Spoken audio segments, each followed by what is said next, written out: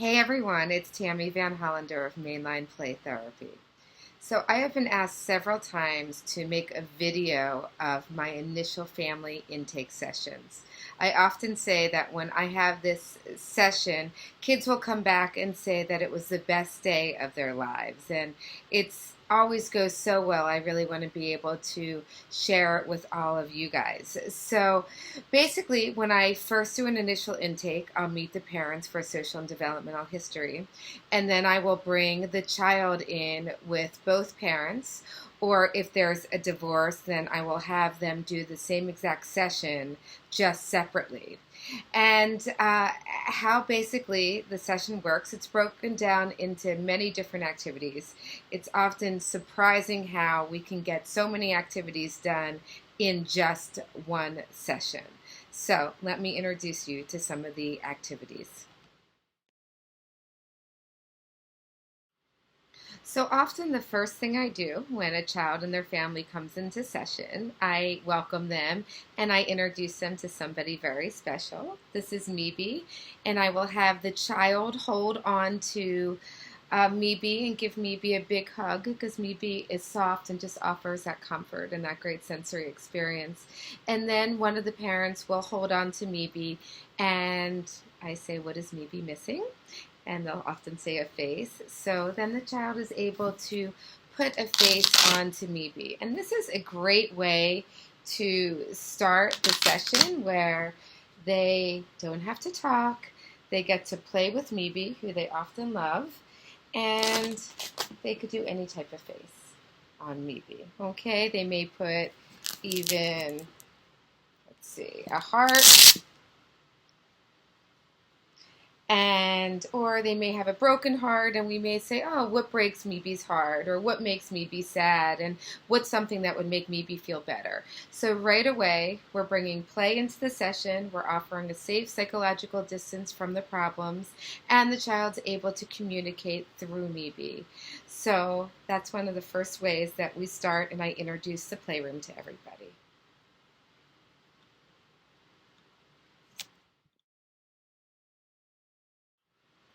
Activity two.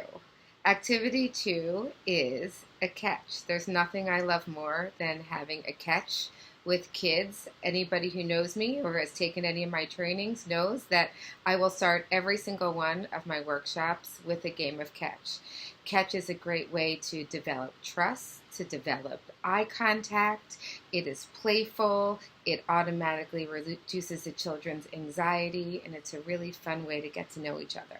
So in the game of catch, I have this thumb ball with different feelings, but I don't even have them use the feelings. Basically, what they will do is I will throw it to the child. So right away, I've made that eye contact with the child. And then each of them will take turns, and they will throw it to each person in their family, and they will say one thing they love about each person in the family and one thing they love about themselves. When they're asked a question of what do they love about themselves, this is a really hard thing to answer, especially for parents. So, for example, if I'm the child, I may throw it to mom and say, I love mom because she takes good care of me when I'm sick. Then mom will throw it back, and then they'll throw it to dad and say why they love dad and throw it back. And then I love my favorite thing about me, and it may even be something, what do you like best? If they can't think of something that is a good quality in themselves, they may say, oh, well, I'm a really good artist. So we have this catch, and it's a great way for me to get to know everybody. And right away, we're starting off with strengths, and I'm getting to see what are the things that they love about each person in the family. Or it could be something as simple as, what's your favorite thing to do with mom? What's your favorite thing to do, with your brother? So that's a really great way to be able to get to know each other and kind of get things moving and really fun. So everybody loves the game of catch. So the third activity is I introduce my special genie lamp. He's a little squished right now. And I have bad news for all of you because they stopped making this genie. So you'll have to find some other creative way for a genie lamp. During the social and developmental history, when I meet with parents, I actually coach them and say, I want you to think about wishes for the family. I don't want the wish to be, I hope that you stop tantruming, or I hope that Billy goes to sleep all through the night. It needs to be a wish that really is heard through the whole family. And when we are giving wishes through the genie lamp, it offers that safe psychological distance from their problems. And I let the kids know that this is a really powerful genie. So I first ask them what it is. Some know, some don't. And I say a genie, and I ask, what does a genie do? And if they don't know, I'll say, well, it grants 3 wishes. So I'm originally the genie, and the child rubs it, and there he is. I grant you 3 wishes, I say to the child. And the child may think about it. For some kids, they may have a hard time thinking about 3 wishes, and that's fine. We just go with that and say, oh, well, let's come back to that, or let's do it for mom and dad. So even for kids who are the most reserved and maybe feeling some anxiety about their first session, the second they put this puppet in their hands and they're the genie for mom and dad, so much of their anxiety goes away, and they go over to them and they're next to them, and they rub it, and then I'll whisper to the child, okay, say, I grant you 3 wishes. And the kids do it, and it becomes really fun when they're talking to the genie and the mom and dad are giving wishes. And then I may check in and say, what do you think of their wishes? And they'll say, oh, they're good wishes, or I didn't like that wish. And it's a really great way to set goals for the therapy. So one of the wishes may be that I wish we had more patience and there was less yelling and there was more control in the family. And then I'll ask questions like, well, would you like it? Do you think it would be better if there was less yelling and if everybody felt a little bit safer? And normally the child agrees. So I let them know that my genie's very powerful, and these are some of the things that we work on in the playroom. So the next thing that we move on to is a family sand tray. And I'm not going to go into detail about the family sand trays. If you are not trained in sand tray work, then I recommend that you do not do it. I offer many trainings on sand tray. I actually have a video from Pessy that I will link to this. I have a 2-hour webinar, and I also have a 6-hour DVD, but I highly recommend sand tray, and it's a wonderful way to get to know the child, to get to know the whole family. And those of us who do sand tray work know all the therapeutic benefits and healing of it. So the family will all pick miniatures, maybe 4 or 5 miniatures. They will place it in the sand one at a time as if it's a game. They have to ask permission to touch each other's. And then once it's all set up, they will tell a story. And I write the story down, and we process that story. So some of this family sand tray work is from my training at the Family and Play Therapy Center with Dottie Higgins-Klein.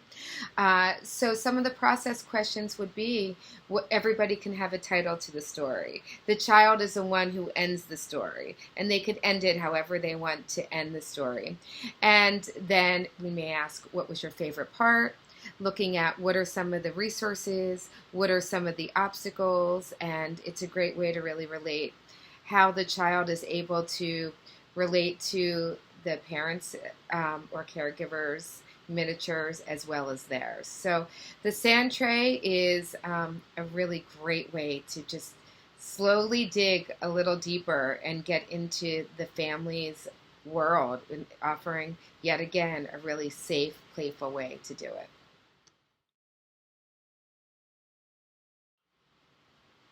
So after the sand tray, we move the sand tray over and we go over to the art table.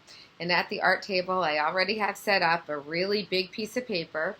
And this is based off Winnicott scribble drawing. And what they do, and I also have a video on this, is that basically they can just do a scribble, any type of scribble, and then each person connects to it. So what happens is, can't really see, they're each connecting to each other, so they're building connection.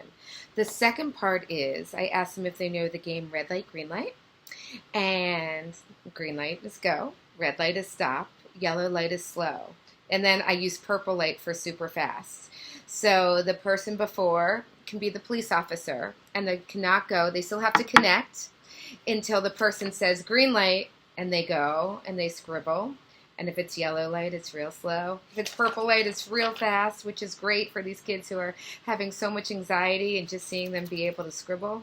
And then red light is stop. And it's a really great way also for all of them to be in control.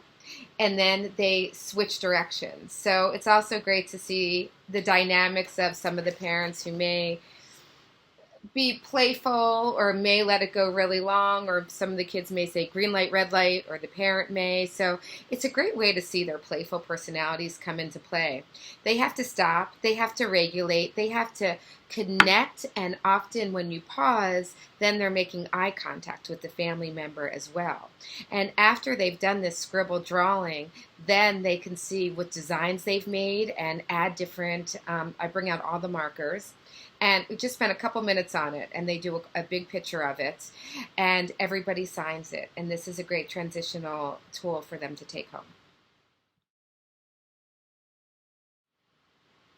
Okay, so after our scribbling game, our red light, green light scribble game, I have a purple tunnel, which unfortunately is at home being washed, but it is cotton tubing.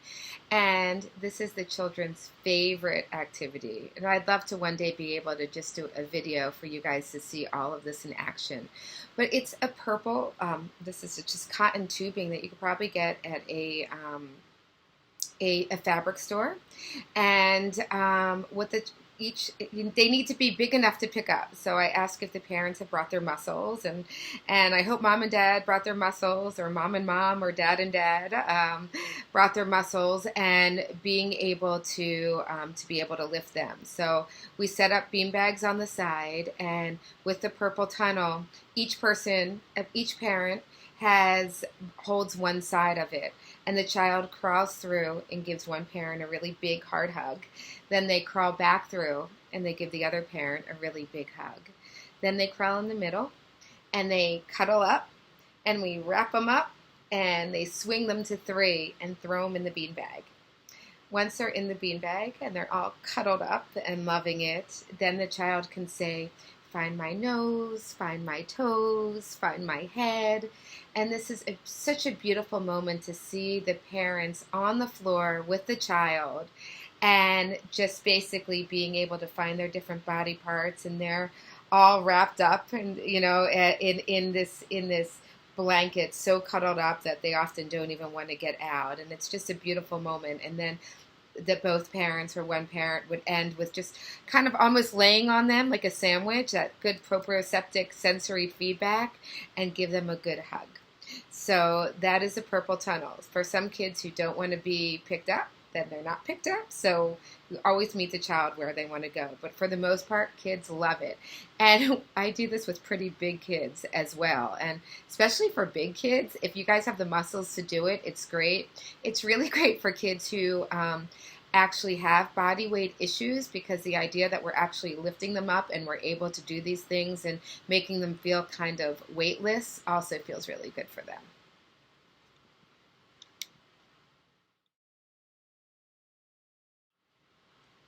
Okay, so I have two final activities, and I know it seems impossible that I am able to do all of this in one 50-minute session, but I do it. I don't know how I do it, but I do it. So I normally pick between bubble tennis and balancing peacock feathers as a final activity. So once they have gone out, come out of the purple tunnel, because they often don't want to get out. So we often need something to transition that's really fun. My favorite thing is to do bubble tennis. I let them know, the secret is that when we are engaged in play, we cannot be stressed and angry and worried. So we first practice volcano breaths, where we breathe in and out. I'll often say that we smell the flowers and we blow out the birthday candles. So we practice the breath. And then with bubbles, I blow the bubble, and they actually have to keep the bubble in the air in play. You'll see in some of my videos some bubble tennis. Bubble tennis is a theraplay activity, and it is awesome. And it's awesome to see all of these parents literally rolling around on the floor trying to keep the bubble in play and keeping it competitive. So it's a very slow process, but they're also really staying in sync and being very aware of their breath. And it's a great way to leave. If we have time, which I normally will do bubble tennis. Some kids don't like bubble tennis, but everybody gets a peacock feather. And we practice clearing our mind and balancing the peacock feathers as our final activity.